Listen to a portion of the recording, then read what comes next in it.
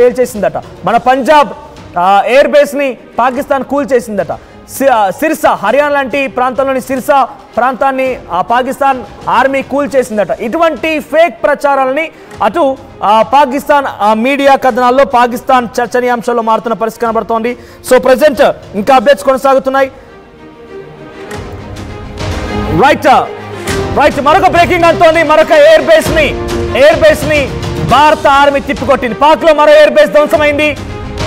Jacobabad air base ని భారత army నిలబట్టం చేసింది. జకోబాబాస్. సో ప్రెసెంట్ ఇప్పటికీ దీంతో ఈ ఒక్కరోజే సుమారుగా 9 ఎయిర్ బేస్ అని భారత ఆర్మీ దెబ్బ కొట్టింది. ఈ ఎయిర్ బేస్లు సో మొత్తం 7 ఎయిర్ బేస్ అని భారత ఆర్మీ దెబ్బ కొట్టింది. సో 7 ఎయిర్ బేస్లతో పాటుగా ఒక టెర్రరిస్ట్ లాంచ్ ప్యాడ్ కూడా ఉంది. ఇంకొకటి రహీమియర్ ఖాన్ అనేటువంటి ఒక ఎయిర్ బేస్ దాన్ని ఎయిర్పోర్ట్ కూడా చెప్పబడుతుందట. సో మొత్తం మీద అటు ఇటుగా 9 ఈ ఒక్కరోజు మాత్రమే దెబ్బ కొట్టే ప్రయత్నం చేసింది. సో ఇలా అన్ని ఎయిర్ బేస్లను ధ్వంసం చేస్తూ F-16 ఫైటర్లటువంటి ఈ ఎయిర్ బేస్ ని భారత ఆర్మీ దెబ్బ కొట్టిన నేపథ్యంలో వారినటువంటి అంటే పాకిస్తాన్ దగ్గర చాలా కీలకమైనటువంటి ఎయిర్ క్రాఫ్ట్ లో F-16 ఒకటి దాన్ని ప్రస్తుతం బ్లాస్ట్ చేసినట్టు తెలుస్తోంది. సో సార్ ఎలా చూడాలి అంటే ఇప్పటికే సుమారుగా 7 ఎయిర్ బేస్లు బేసిక్గా అక్కడ ఉన్నటువంటి ఎక్విప్మెంట్ మొత్తాన్ని ధ్వంసం చేస్తూ ఇప్పుడు F-16 చాలా కీలకమైనటువంటి ఫైటర్ జెట్ వాళ్ళ దగ్గర ఉంది. దాన్ని కొలాప్స్ చేసినా కూడా ఇంకా పాకిస్తాన్ మన వైపుగా పిచ్చి దాకా మనం మాట్లాడుకున్నట్టుగా అణుబాంబ్ ప్రయోగిస్తాం, ఇంకా పిచ్చి వ్యాఖ్యలు చేస్తోంది.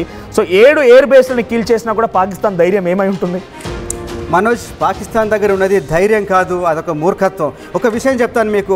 ఇండియా దగ్గర మొత్తం 60 ఎయిర్ బేస్లు ఉన్నాయి ఇండియన్ ఆర్మీ కోసం. కానీ పాకిస్తాన్లో ఉన్నాయి 21 ఎయిర్ బేస్లు ఉంటే అందులో 13 మాత్రమే పనిచేసే పరిస్థితిలో ఉన్నాయి. మిగతాయి పనిచేయలేని ఇంకొక 8 ఏమాత్రం నాన్ ఫంక్షనల్గా ఉన్నాయి. ఈ 13 ఎయిర్ బేసుల్లో ఇప్పటికే ఇండియన్ ఆర్మీ 9 ఎయిర్ బేసుల్ని ధ్వంసం చేసేసింది. ఇండియా ఇప్పటికే విజయం సాధిస్తోంది. పాకిస్తాన్ ఆర్మీని కదలికలు ఇక నుంచి ముందుకు సాగే అవకాశమే లేదు. 13 మాత్రమే ఉన్నాయి వాటికి ఆపరేషనల్ ఎయిర్ బేసెస్. అందులో 9 ఎయిర్ బేసుల్ని భారత ఆర్మీ ధ్వంసం చేసేసింది. అక్కడి నుంచి యుద్ధ విమానాలు కానీ మరో విమానం కానీ ఎగరలేని పరిస్థితి ఇప్పుడు భారత ఆర్మీ తీసుకొచ్చేసింది. రోజుకి పాకిస్తాన్కి లిమిటెడ్ ఆప్షన్స్ అన్నీ క్లోజ్ అయిపోతున్నాయి. యుద్ధం కానీ కొనసాగితే 4 రోజులకు మించి యుద్ధం చేయలేని బుల్లెట్స్ కావచ్చు, ఇతర ఆర్మరీ కావచ్చు, ట్యాంకులు పాకిస్తాన్ దగ్గర లేవు. అందుకనే యుద్ధం కొనసాగితే భారత్ తమ మీద విజయం సాధిస్తుంది. ఈసారి వాళ్ళకున్న భయం ఒకే ఒకటి. గతంలో మన కరాచీ వరకు మన ఆర్మీ వెళ్ళినా కూడా తిరిగి అంతర్జాతీయ ఒప్పందాలకు లోబడి మన ఆర్మీ వెనక్కి వచ్చింది. కానీ ఈసారి మాత్రం ఆర్మీ ముందుకెళ్తే మళ్ళీ వెనక్కి వచ్చే అవకాశం ఉండదు. ఈసారి బహుశా పాకిస్తాన్ ఆక్యుపైడ్ కాశ్మీర్ని భారత్ విలీనం చేసుకునే అవకాశం ఉంటుంది. భారత్ అక్కడి నుంచి మళ్ళీ కదలదు. లేదంటే పాకిస్తాన్లో కూడా కరాచీ వరకు కూడా భారత ఆర్మీ వెళ్ళే అవకాశం ఉంది. కాబట్టి ఖచ్చితంగా ఇప్పుడు పాకిస్తాన్ పునరాలోచనలో పడుతుంది. ఒక్కటొక్కటిగా తన ఎయిర్ బేస్లని ధ్వంసం అయిపోతున్నాయి. అక్కడి నుంచి వచ్చిన ప్రతి డ్రోన్ కూడా కుప్పకూలిపోతుంది. కొద్దిసేపటి క్రితమే కాశ్మీర్లోని శ్రీనగర్ మీదకి వదిలిన ఒక డ్రోన్ని భారత ఆర్మీ కుప్పకూల్చేసింది. అది సరిగ్గా వెళ్ళి కాశ్మీర్ శ్రీనగర్లో ఉన్న లడఖ్లో ఉన్న మధ్యలో ఉన్న సరస్సులో పడిపోయింది. మరొక బ్రేకింగ్ అంతోంది. ఎప్పుడైతే మొదటి రోజు ఆపరేషన్ సింధూర్ పేరిట దాడులకి ముఖ్యంగా పాకిస్తాన్లో ఉన్న ఉగ్రస్థావరాలని మట్టుబెట్టే ప్రయత్నం భారత ఆర్మీ చేసిందో దాంట్లో జైషీ మహమ్మద్ సంబంధించిన కీలకమైన వ్యక్తులు జైషీ మహమ్మద్ అజార్ మసూద్ కుటుంబీకులు మరణించారని చెప్పారు. దానికి సంబంధించి ఆయన brother in law Abu Jundal, ఆ తర్వాత ఆయన బ్రదర్ రౌఫ్ అజార్, ఇటువంటి వ్యక్తులు కూడా మరణించినట్టు తెలుస్తోంది. దానికి సంబంధించి అఫీషియల్ గా ఇండియన్ ఆర్మీ విడుదల చేసింది ఈ పేర్లన్నీ కూడా. సో కిన్ హఫీజ్, అబూ జుందాల్, రౌఫ్ అజార్ ఈ కీలకమైన వ్యక్తులందరూ కూడా జైషీ మహమ్మద్ సంస్థని, ఉగ్రవాద సంస్థని పెంచి పోషించి అక్కడ ఉగ్రవాదులను తయారు చేసేటువంటి ఆ హబ్లుగా వీళ్ళే అక్కడ ఉగ్రవాదాన్ని తయారు చేసే వ్యక్తులుగా ఉన్నారు. సో ఈ పేర్లు ఏకంగా యూసఫ్ కూడా.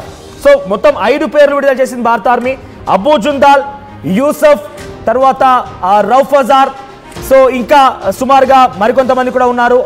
ఇటువంటి పేరుని భారత విడుదల చేసింది. ఏకంగా జైషీ మహమ్మద్ సంబంధించిన ఉగ్రవాద సంస్థ వీళ్ళ చేతిలో, వీళ్ళ ఆధ్వర్యంలోనే నడపబడుతోంది. వీళ్ళే దానికి కీలక పాత్రధారులుగా, సూత్రధారులుగా ఉన్నారు.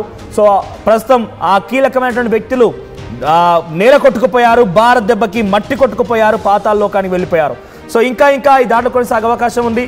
సో సార్ ఆపరేషన్ సింధూర్ ఇంకా కొనసాగుతుంది. ఇప్పటివరకు ఒక బిగ్గెస్ట్ టెర్రర్ని మనం చూసింది 7వ తేదీన రాత్రి జరిగింది. ఇప్పటివరకు తర్వాత నుంచి కొన్ని ఎయిర్ బేస్ లాంటివి మనం నీలమట్టం చేస్తున్నప్పటికీ మీరు అంటున్నట్టుగా 13 ఎయిర్ బేస్లో ఆల్రెడీ 9 నీలమట్టం చేసాం. ఇక లీస్ట్ ఆప్షన్ వాళ్ళ దగ్గర 4.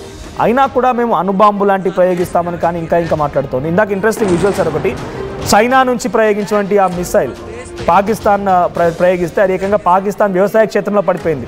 ఇంత ఆర్మ్లెస్గా ఇంత వెపన్లెస్గా ఉన్న పాకిస్తాన్ ఇంకా ఏ ధైర్యం అంటే చైనా ప్రోత్సహిస్తానుకోవాలా? టర్కీ లాంటి వాళ్ళు ఇంకా అణ్వాయుధాలు సమకూర్చే అవకాశం ఉందా పాకిస్తాన్కి? నిజానికి పాకిస్తాన్కి అటు టర్కీ నుంచి కానీ ముఖ్యంగా చైనా విషయం చెప్పుకోవాలి మనోజ్. చైనా తన దగ్గర పనికిరానివి, తన దగ్గర అవుట్డేటెడ్ అయిపోయి తను వద్దనుకున్న యుద్ధ విమానాలను కానీ మిసైల్స్ వ్యవస్థనే పాకిస్తాన్కి అంటగట్టింది. ఈ విషయం చాలా స్పష్టంగా కనిపిస్తోంది. గత 4 రోజులుగా మన పాకిస్తాన్ దగ్గర ఉన్న మిసైల్ రక్షణ వ్యవస్థ HQ-9P అని ఉంటుంది. మన దగ్గర అయితే ఎట్లాగే S-400 ఉందో దానికి పోటీగా వాళ్ళ దగ్గర ఉన్నది HQ-9P అని. ఇది చైనా సప్లై చేసిన మిసైల్ రక్షణ వ్యవస్థ. కానీ ఇది అట్టర్ ఫ్లాప్, ఇది కంప్లీట్గా ఫెయిల్ అయింది. మన దేశం నుంచి వెళ్ళిన ఏ ఒక్క మిసైల్ని కూడా ఈ HQ-9P అడ్డుకోలేకపోయింది. దీని మీద కూడా చాలా విమర్శలు వస్తున్నాయి. అలాగే చైనా మనకు తెలుసు, చైనా వస్తువులు అంటేనే ఒకటి పనికిరాదు, టెంపరీగా ఉంటాయి, అవి ఒక బొమ్మలు లాంటివి, మోడల్ లాంటివని.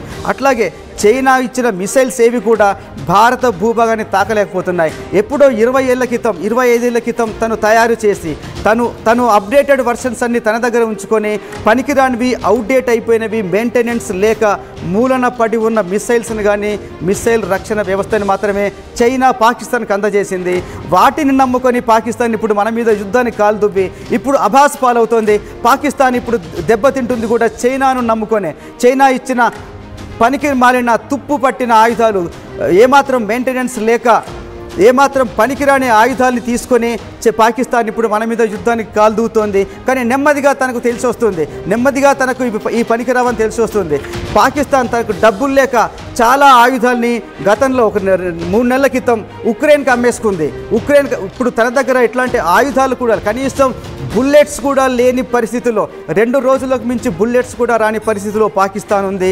అయినా కూడా అక్కడి నాయకులు, ఇంతకుముందే చెప్పుకున్నాం, అక్కడ రక్షణ శాఖ మంత్రి కావచ్చు, అక్కడ రైల్వే శాఖ మంత్రి, వాళ్ళందరూ ఒక జోకర్లుగా మారిపోయారు. అక్కడి ప్రజలే వాళ్ళని చూసి నవ్వుకుంటున్నారు.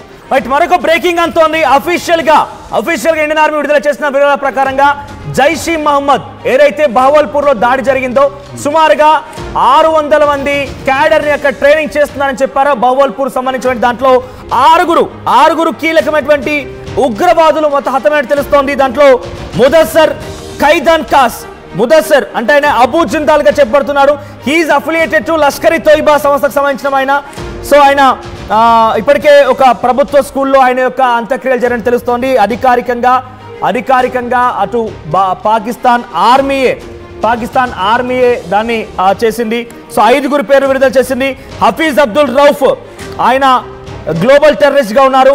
So president lieutenant general of Pak army and IG of Punjab police attend the prayer ceremony. So ఈరోజు జరిగినటువంటి ఈ ముదస్సిర్ ఖైదాన్ దాస్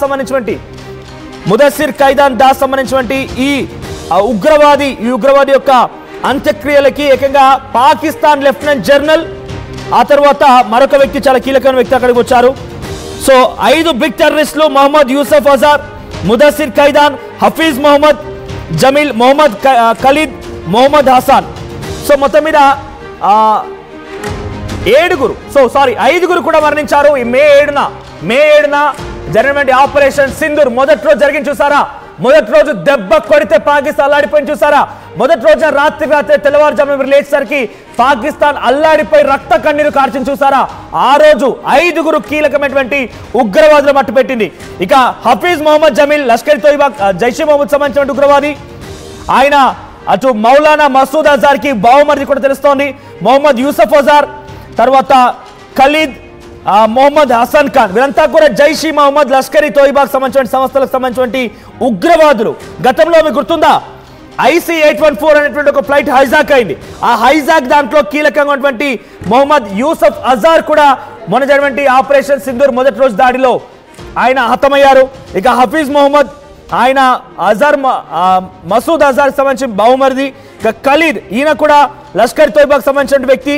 సో చాలా మంది ఆర్మీ పర్సనల్కి సంబంధించిన వారిలో కూడా హతమయ్యే విధంగా ఆయన ఈ రకమైనటువంటి పన్నాగాన్ని పన్నాడు. సో మహమ్మద్ హసన్ ఖాన్. సో 5 కీలకమైనటువంటి ఉగ్రవాదులని అంతమొందించినట్టుగా భారత ఆర్మీ అఫీషియల్ గా అనౌన్స్ చేసింది. భారత ఆర్మీ అనౌన్స్ చేసిన ప్రకారంగా అఫీషియల్ అథెంటిక్ ఇన్ఫర్మేషన్ ఇది. పక్కాగా అందరికంటే వేగంగా మీరు అథెంటిక్ ఇన్ఫర్మేషన్ ఎటువంటి తప్పుదో పట్టకుండా పక్కాగా భారత్ సంబంధించి ఎప్పటికప్పుడు అప్డేట్స్ తెలుసుకోవాలనుకుంటే ఆర్టీవీ మాత్రమే మీకు అందరికంటే వేగంగా ఖచ్చితంగా అథెంటిక్ ఇన్ఫర్మేషన్ ని పాస్ చేసే ప్రయత్నం చేస్తోంది. జస్ట్ ఒకసారి ఈ ఉగ్రవాదులకు సంబంధించిన విషయంలో అప్డేట్స్ ఉన్నాయి. ఆ ఉగ్రవాదులకు సంబంధించిన విషయంలో ఒకసారి చంద్రమౌళి సార్ అడుగుదాం. ఒకసారి సార్, ఏంటి ఉగ్రవాదుల్ని మొదటి రోజు మే 7న ఆపరేషన్ సింధూర్ తర్వాత 5 హతమార్చింది. కానీ కీలకమైనటువంటి హఫీజ్ సయ్యద్ ఏకంగా